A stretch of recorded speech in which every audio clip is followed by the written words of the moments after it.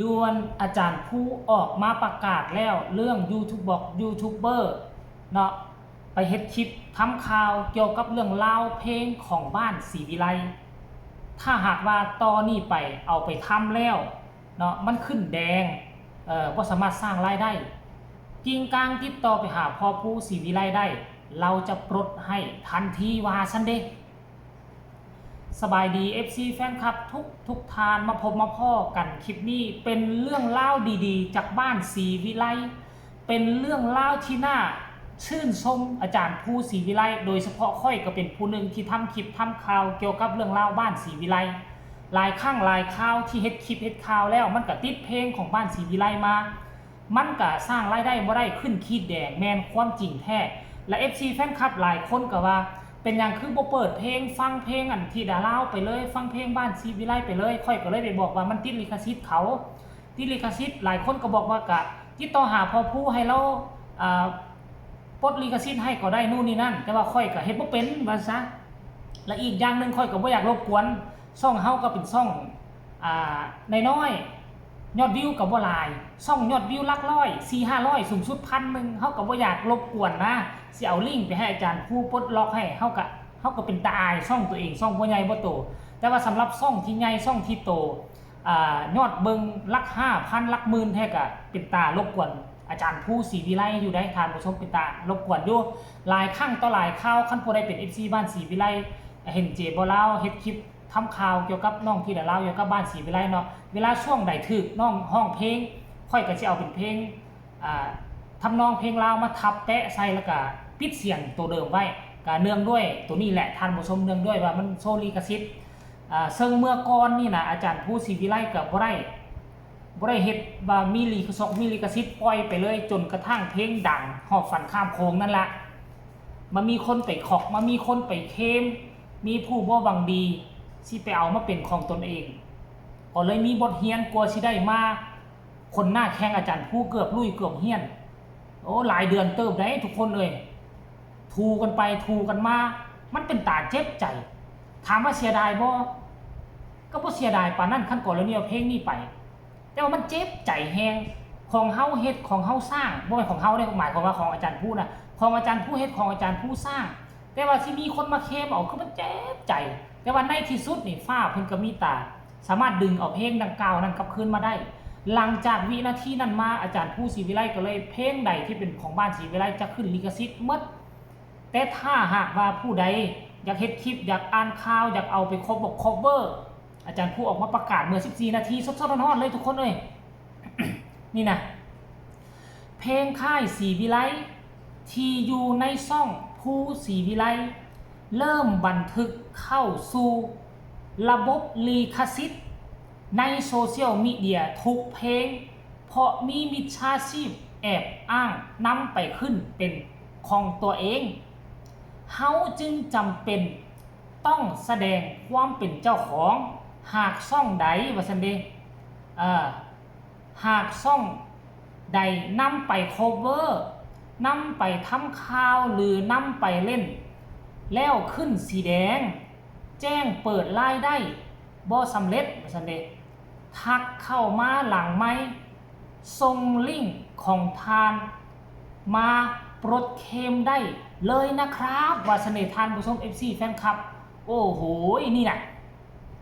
นี่ถือว่าเป็นข่าวดีสำหรับยูทูบเบอร์เป็นข่าวดีสำหรับนักร้องผู้ที่โคเวอร์ผู้ที่ยังบ่ทันได้เป็นนักร้องเต็มตัวเพื่ออยากสร้างเขาเอิ้นว่าอยากสร้างเครดิตอยากสร้างตัวตนอยู่ในสื่อสังคมออนไลน์แต่ว่ามักทั้งการร้องการร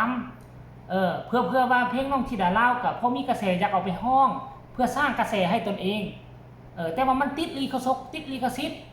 เพราะว่าจะได้เงินค่าน้ำมูกน้ำมันแน่กับติดลิขสิทธิ์ก็สามารถส่งลิงก์ไปหาพ่อผู้ศรีวิไลได้ทั้งข้อความทุกคน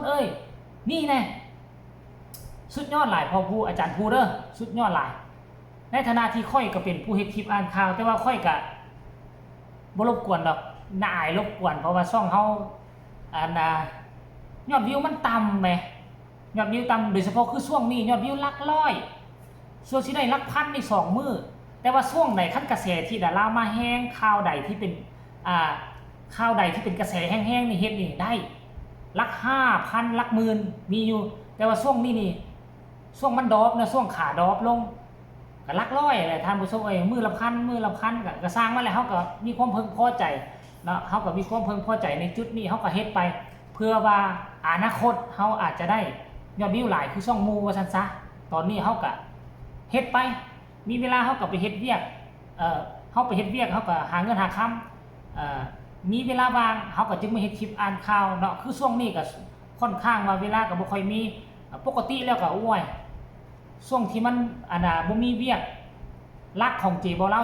ก็มื้อนึง 4-5 คลิปบ่ได้เรื่องราวของที่ดาลาวก็ได้แต่ว่ามาช่วงประมาณเกือบอาทิตย์นี้มาแหละเวียกก็ค่อนข้างว่าหลายก็เลยว่าได้เฮ็ดคลิปอ่านข่าวน้อยแน่อันนี้ก็คือในฐานะที่ค่อยเป็นยูทูบเบอร์ก็อยากขอบอกขอบใจทั้งพ่อผู้ศรีวิไลทั้งอาจารย์ผู้เด้อที่ใจใหญ่ใจกว้างเนาะจังได๋ก็สิมีดราม่าหลายคนแล้วว่าเจ้าสิไปเฮ็ดอีหยังให้มันยุ่งคนอื่นเขาคันว่าแนวใดเจ้าก็อยากให้เขาเจ้าสร้างรายได้แล้วแนวใดเจ้าก็อยากโพสต์ให้เขาแล้วสิไปเฮ็ดมันยากให้เขาอีหยังสิไปใส่ลิขสิทธิ์ที่ลิขสิทธิ์ให้หยังว่าซั่นเด้บางคนมันก็คิดแนวนี้ได้เนาะอย่าสู้ไปคิดแนวนั้นเด้อคันว่าผลงานที่เฮาสร้างสรรค์น่ะคันว่าเพลงนึงเขาเข้มไปได้แล้วเพลง2เพลง3ก็สิตามมาเขาสิมาเจาะเอา